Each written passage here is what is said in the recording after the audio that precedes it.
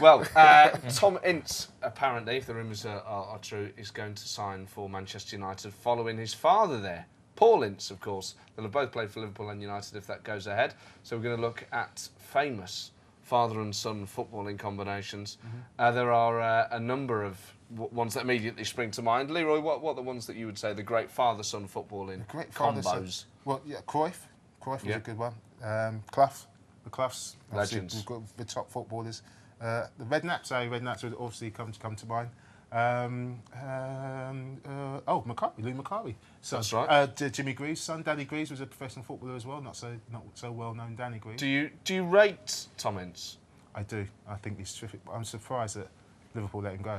Yeah, See, I have a problem. I have a real problem with this because I think I enjoy watching him play football. I can't stand his dad. And I just think I shouldn't judge a kid on his dad, but Paul Ince, for me, I find him such a frustrating individual. I know Paul well, and don't assume, don't read into what you see on the outside. He's a decent lad. Is he? Oh yeah, he is a good. I hope decent so. lad. He is. A lot of what he did was bravado. And the governor and the cockiness, and that's how he got himself to play. Yeah. But you ring Paul up and ask him for a favour, and he'll get it done for you. What if I did? Yeah, honestly, he's a down to earth guy, and the things of what you saw in the media was just that persona, the governor, and he's cocky, arrogant, which he was as a player. But he's a decent guy, and I've had plenty of phone calls with Paul, and he's done me a couple of favours. Oh, I hope so. Yeah, who's famous. Now look at that. Leroy Rosenior and your son Liam. That's not my son. Oh, yes, it is, actually. Yes. It's like a Jeremy Kyle DNA result. It certainly does, yeah. That's how you're going to find out on Sports Tonight Live. Play for Fulham, yeah. I was very proud of it when I remember taking Liam around the ground at Fulham. There's a picture of him on my shoulders around Fulham. So to see him play for my club in the same white shirt was surreal, but I was really proud to go and watch him sit in the cottage. So, it was good. You look pretty annoyed there, Leroy. What was going on that afternoon? I was telling you, when I was a football manager, I was quite hard. I was quite hard, nobody crossed me. You know what I mean? I didn't have to throw tea, I just gave him a look. You're the opposite of Paul Ince. You look like a decent bloke. But I'm not. Ring him up and you get a mouthful. You're just no favours for anyone, this fella. And I've got a few Man City ones, I believe.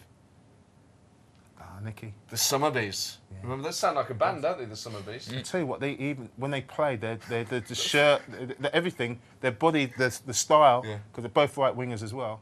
Unbelievable, uncanny. This guy here, Nicky, I mean, is that the best? That doesn't start with just enlarged a Panini sticker of the poor man. Is that the only photo ever taken of his playing career? He did well. Touch up that black and white picture as well. One of his dad's in better clarity. He is. He looks good, his dad. That's a good old-fashioned football photo, that, isn't it? It is. Look at that kit.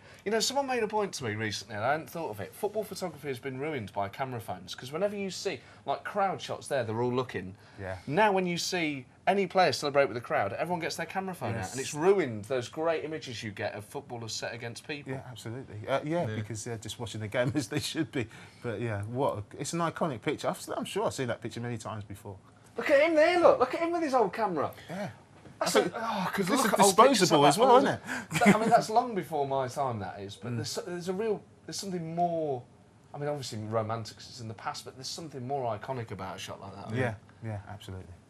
Where do you stand on fans and camera phones? Do you take pictures when you're at games? No, because I'm busy watching the game. I think I think the thing with camera phones and stuff like that, people are so busy trying to get it down and film it, they don't watch it and they don't experience the game. I'll be honest, if there's a penalty, I'll film it on my phone. And that way, because you're 9 times out of 10 guaranteed to see a goal, and that way you can take it home, you can watch it, you can relive that moment when, one of your heroes scores a penalty, scores a goal for your club. It's great. It's called Match of the Day in a DVD player. No, but it's a personal item to have. Personal item to have. Yeah, okay. Well, there you go. Now we've got a couple more Man City ones. One that is uncanny, the Schmeichel. I almost said brothers. But that's just uncanny because actually keep goal in the same sort of style, didn't it? And the same team with sponsor. That can't have been that far apart if they had the same sponsor. I think that he looks quite old there. I think that's a charity game. I think that's a Masters game. I think that's a Masters game or something like that, didn't he? So that's why. But I tell you what, they actually try the same style. They make themselves big, energetic, and but likeable as well because they're quite vocal. But they're likeable men as well, aren't they? Yeah. Well, yeah, but I didn't like it when he was in goal. He used to save everything. Did you play against Schmeichels? No. But he was. But he came across as a really brash character, didn't he? He always telling people what to do, and you thought, no, I wouldn't like to cross him. But then he comes off, and he's like so quietly spoken, isn't he? I love it when you get foreign players who take on the accent of the local. So you have this sort of Danish but mank. Yeah. Sort of part Liam Gallagher, part sort of Jan Mulby. Scandinavian. Yeah, part Jan Mulby.